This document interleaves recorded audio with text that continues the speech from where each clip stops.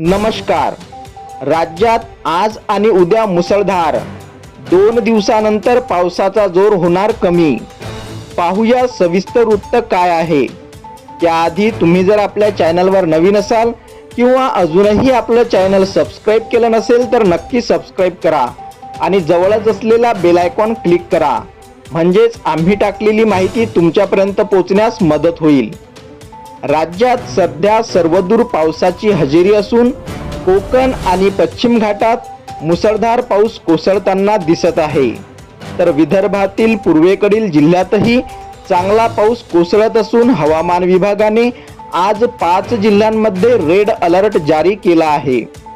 कोल्हापूर, रायगड, रत्नागिरी आणि सातारा या 4 जिल्ह्यांमध्ये आणि विदर्भात चंद्रपूर, भंडारा, गोंदिया आणि गडचिरोली या जिल्ह्यांमध्ये आज रेड अलर्ट जारी करण्यात आला आहे.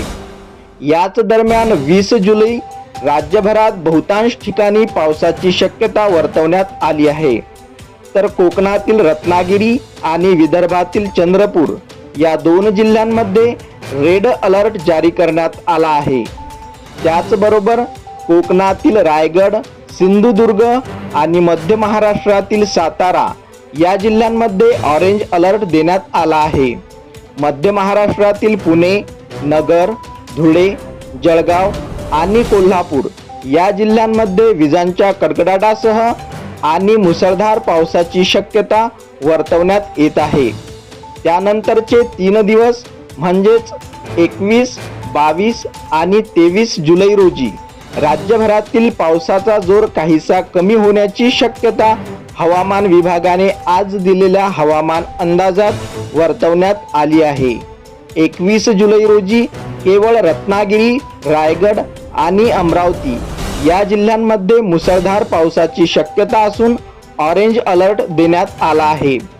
राज्यात 22 जुलै रोजी विदर्भातील काही जिल्हे आणि कोकण, मध्य महाराष्ट्रातील काही जिल्ह्यात काही ठिकाणी पावसाची शक्यता असून कोणत्याही जिल्ह्यामध्ये रेड अलर्ट किंवा ऑरेंज अलर्ट देण्यात आलेला नाही. त्याचबरोबर 23 जुलै रोजी केवळ रायगड जिल्ह्यांमध्ये पावसाचा ऑरेंज अलर्ट देण्यात आला असून उर्वरित महाराष्ट्रातील 5 जिल्ह्यात येलो अलर्ट दिला आहे. मध्य महाराष्ट्रातील काही, मराठवाडा आणि विदर्भातील सर्वच जिल्ह्यांमध्ये 23 जुलै रोजी पावसाची शक्यता नसल्याचा अंदाज हवामान विभागाने दिला आहे. अशाच नवनवीन माहितीसाठी आपल्या चॅनलला नक्की सबस्क्राइब करा. धन्यवाद.